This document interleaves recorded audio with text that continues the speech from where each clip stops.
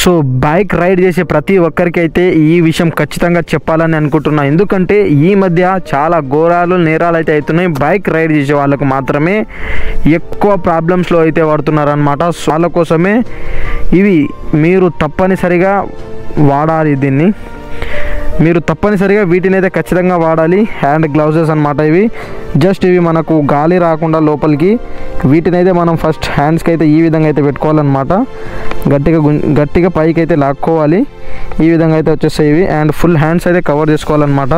And దీనికి తగ్గట్టుగా మన దగ్గర ఒక గ్లౌజ్ అయితే ఉందన్నమాట. సో ఖచ్చితంగా ఇవైతే యూజ్ చేయాలి. బైక్ రైడ్ చేసే ప్రతి ఒక్కరూ వీటిని అయితే ఖచ్చితంగా పాటించాలన్నమాట. ఎందుకంటే ఏమైనా జరిగినా కూడా మీ సేఫ్టీలో మీరు ఉంటారనమాట. సో ఫస్ట్ మనం రైట్ హ్యాండ్ అయితే తొడిగినాం, ఇంకా మన లెఫ్ట్ హ్యాండ్ వచ్చేసి ఇప్పుడు తొడగాలి. సో ఈ విధంగా ఎందుకు సేఫ్టీ ముఖ్యం అంటే నిన్న చాలా దారుణాలు అయితే జరిగినాయి కాబట్టి చెప్తున్నా. సో ప్రతి ఒక్కరూ ఇవైతే బుక్ చేసుకొని అండ్ తీసుకోండి. లేకపోతే ఆఫ్టర్నూన్లో కూడా దొరుకుతాయి, హైదరాబాద్లో ఎక్కడన్నా దొరుకుతాయి, తీసుకోండి.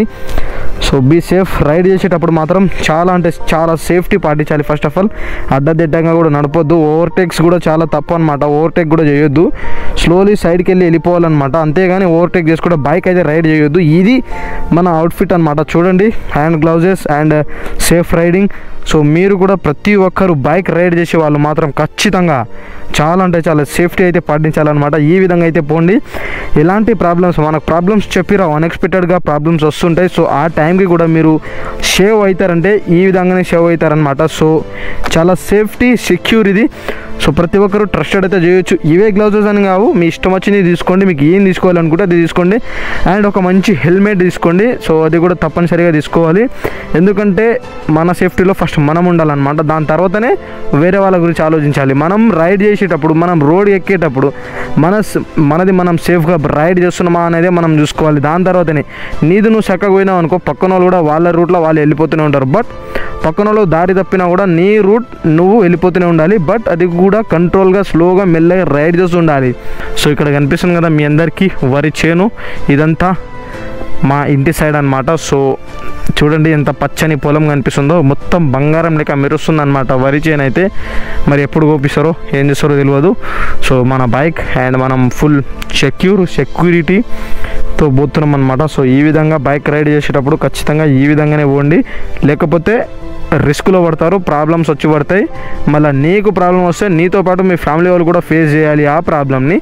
సో అందుకే చెప్తున్నా, be careful, ride safely. So మీ అందరికీ ఒక మాట అయితే చెప్దాం అనుకుంటున్నా. బైక్ రైడ్ చేసేటోళ్ళు ప్రతి ఒక్కరూ కింగులం బొంగులం అనుకుంటారు, కానీ యాక్చువల్గా బైక్ రైడ్ అనేది ఏ విధంగా చేయాలో నేను చెప్తా.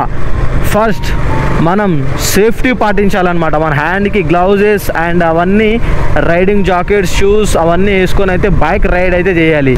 ఈ జనరేషన్లో చిన్న ప్రాబ్లంకి కూడా హైదరాబాద్ హాస్పిటల్ కనుక పోతే లక్షల బిల్ అయితే అవుతుంది. అది మీకు కూడా తెలుసు, ఫ్యాక్ట్ అని.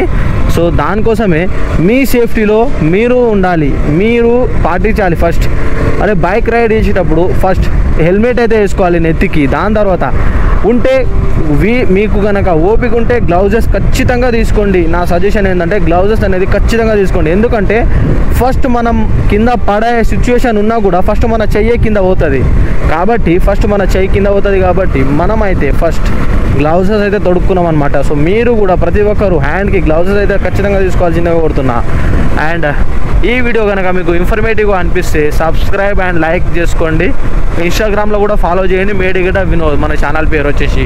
ఐడి కూడా మేడిగడ్డ వినోద్నే. ఇన్స్టాగ్రామ్లో ఫాలో అయితే కాండి. Thank you. అది గాయస్, ఈ మాట అయితే మీ అందరికీ చెప్దాం అనుకున్నా. సో చెప్పేసిన. ఈ వీడియో కనుక మీకు నచ్చితే సపోర్ట్ చేయండి, అంతే తప్ప ఇంక నేనేం చెప్పలేను. చలో మనం ఇంటికైతే బయలుదేరుతున్నాం అనమాట.